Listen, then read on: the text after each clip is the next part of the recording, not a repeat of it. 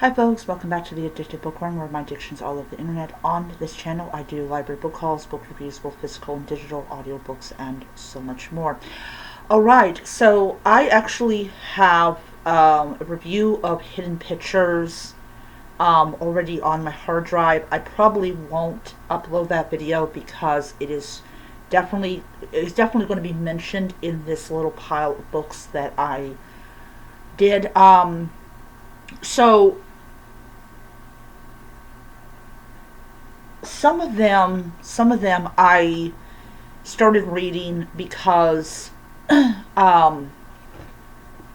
had got done with one of the books and I was eager to start another one, so I immediately just pulled one of them out and everything. So yes, another one I read because I wanted to sink my teeth into another Roald Dahl book. I know Roald Dahl is considered problematic by a lot of people, but I did get the box set, so I was determined to read it. So yeah. A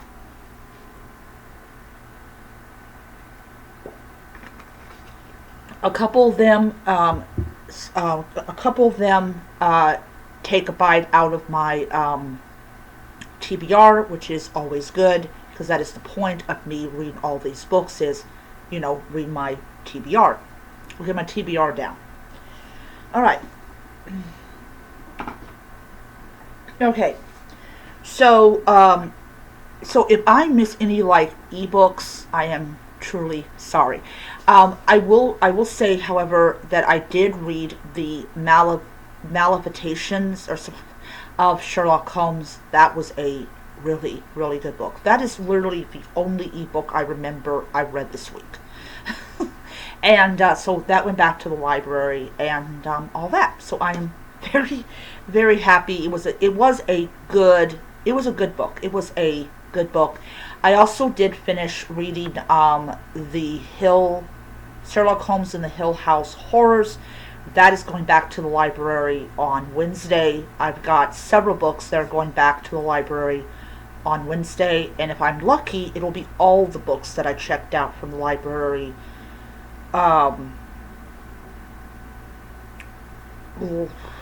earlier this month that are going back to the library. Alright, so the first one is Hidden Pictures by not John. What? Seriously? I call him John, his name is Jason. I cannot pronounce the last name. So this is a thriller. I actually got this, who did I get this from?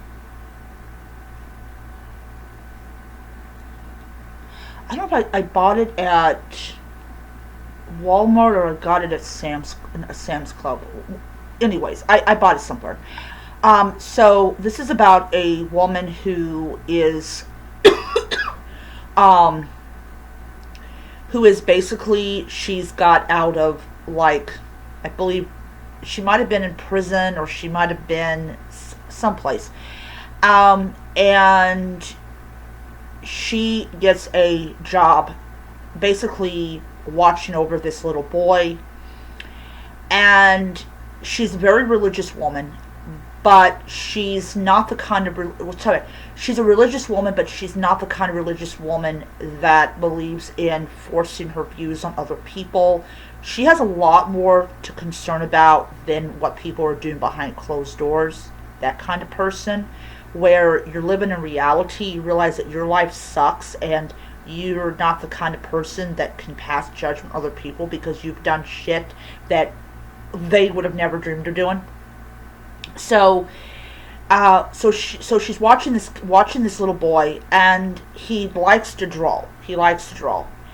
And as time progresses on, his drawings get a little bit more and more sinister.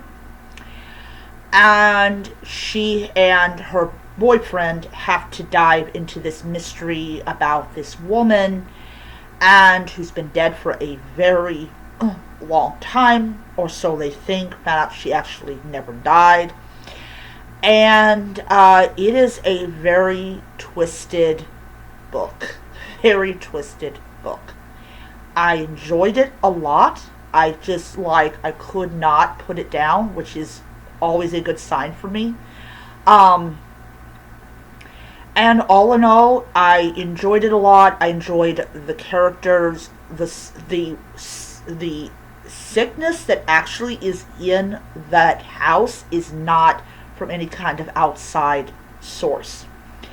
Um, Also, you have a she says that her son is a trans boy, but it turns out that he's not. He's actually a victim of kidnapping, and he's and the child is forced to be a boy so that the police don't find them and put them away to put them in the hellhole that they firmly belong in. Because I'm sorry. I'm sorry. I have a thing about people that kidnap little children.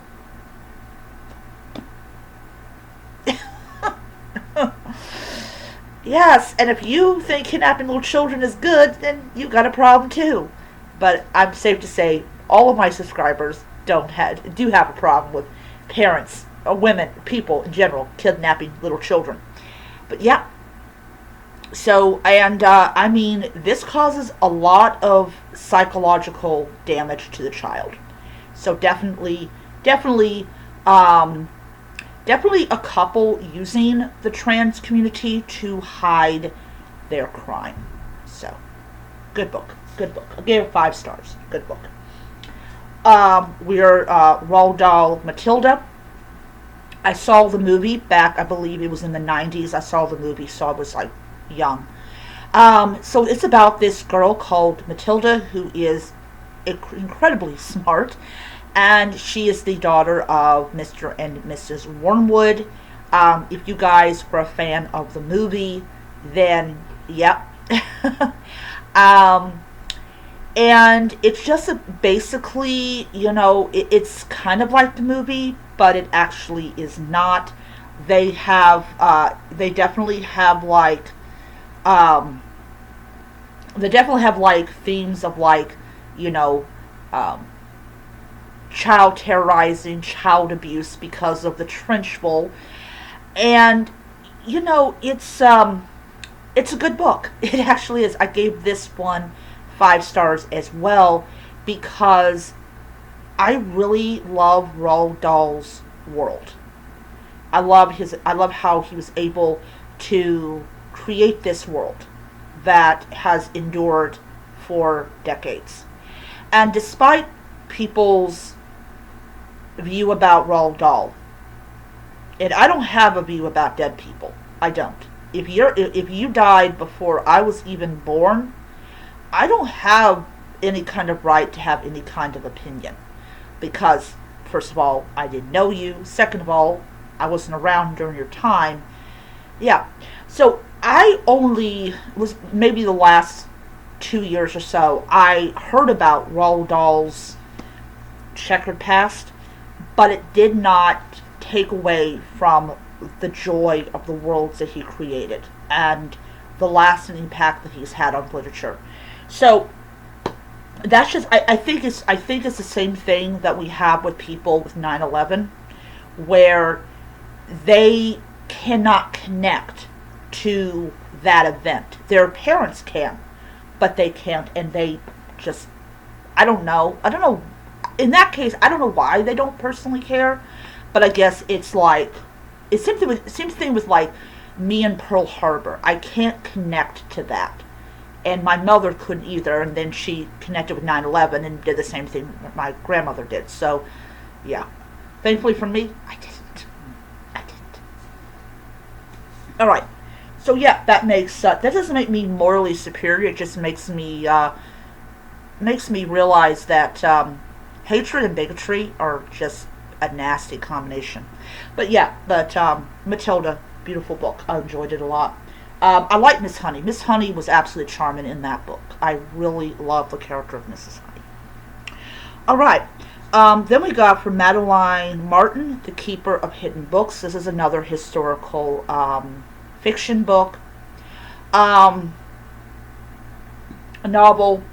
So, basically, basically it's about this woman whose friend happens to be Jewish. She and them all live in Warsaw, and the Hungarian military tries everything in their power to stop Hitler from invading Warsaw, most of all invading Poland in general. Does not succeed, and they both dive headfirst into a world of pure horror. No, you definitely have some sympathy from people in Warsaw, but it is one of those books that takes place like before World War II, during World War II, and after World War II. And she is a volunteer librarian at the library, and all the librarians are very concerned for their Jewish co-workers. It's like for the librarian community, for the people that work in libraries all around the world, they don't look at people's religion or their skin color or whatever. They look at books, and they look at the fact that librarians are keepers and protectors of books. So it's entitled Keeper of Hidden Books because of basically what the main character does. She takes books that the Nazis do not want you to read, and she hides them from the Nazis along with a lot of other people. But absolutely wonderful book. I actually saw this book on Goodreads when I was updating something, and it was just, I got it from Amazon. It's a beautifully written book. Absolutely loved it. I gave it 5 stars. I'm really hitting it big with these historical fiction books. Okay. So I did as part of my 1600th video, and this is by Alice Oseman. This is Loveless. I gave this, I believe I said in the video I gave it 5 stars, but actually I gave it like 4.50. Mainly because I could not connect to college life at all, because I've never been to college, and I made a comment about Massachusetts. The university that we would pass was a party college. At least that's what the security guard told us. I just couldn't connect to college life, but I really liked the characters and the ups and downs they go through, especially being away from home like they are. I enjoyed it. I enjoyed it a lot. I'm not donating this book to the library. I'm going to keep it. When I get a different bookshelf, I definitely will be putting it there. But it was a decent read. Definitely, I can tell why people like Alice Oseman like they do. All right, this I just finished today, so it's part of the reading wrap up. And this is R.S. Ford's Engines of Empire. This is the first book in a trilogy, and it is basically it's a world of like machinery and magic and all that. It definitely gives me steampunk feels. And for the last couple of months, I've really kind of been laying it thinly on the fantasy, because a lot of some of the fantasy books that I actually own are romantasy, and I kind of me and romantasy are just really not getting along well, which is why the fantasy book that I'm writing is not a romantasy, because I'm just not really feeling romantasy. But we have a lot of different kinds of characters, and none of them I can pronounce their name. But their actions and their conversations are absolutely amazing. This is not a romantasy. This is a high fantasy book. I actually have the second book waiting on me at the library Wednesday, because I gotta go to because I got to go to CVS to pick up my prescription. I also have to call up the dentist office and make sure that I have the right. I don't know if it's like Wednesday or Thursday I have that appointment. I should have wrote it down. I really should have, but it doesn't hurt to call. So anyways, everything goes pretty fast in this book. There's a lot of conversations. There's a lot of enemies. I enjoyed this book a lot, but it just went a little bit too fast for my taste. I'm going to still read the second book because I did enjoy the first book. But you have a lot of very strong women in this book, but they're not the central focus of the story. It's this empire and the factions and I will call them guilds and groups that are the main focus of the story. So if you are into like high fantasy, not romantasy, no spice, no smut, none of that type of stuff, the Engines of Empire are perfect. It is a chunker of a book. I cannot believe that I actually got this book finished today, because I had taken like a 2-day break from it. Not that I didn't like the book. I really, really love this book. Mainly because it is a high fantasy and the author delivers on the product, which is always a good thing. It is just that I had that doctor's appointment to go to, and then I had to wait on this, I might as well say, colon guard. I'm 45, you can pretty much guess why you be getting colon guard. But I finally picked it up. It was yesterday. I tore through it, and then I finished it today. So anyways, this is going back to the library on Wednesday. I gave it 5 stars on Storygraph. It is a excellent book. Alright, so those are the books that I finished reading for this week. The last book that I have is Murder of Crows by Annie Bishop. I'm actually going to start this book today. And I will most likely have the book read on Tuesday. There's 31 chapters in this book. With how I tear through really good books, I might have it even done tomorrow. I don't know. But that is actually the last library book that I checked out. When I go back to the library on Wednesday, I'm gonna, because if it continues being good and the second book is just as good as the first, I will go ahead and pick up the third book. So I'll be picking up like I'm gonna be picking up like, they have the Bone Shard Emperor over there as well, so I'm definitely going to pick up that one as well. So I'm going to be picking up the Bone Shard Emperor, the third book in that series, the Engines of Chaos, which is the second book, the sequel to this one, and an audiobook. I'm going to finally plug in my my CD player and listen to that story. I may even see if they have any Lillian Jackson Braun audiobooks. Though if I can't find the audiobook, I can just go on YouTube. There's a YouTube account that does that. Alright, I will see you guys next time. Bye.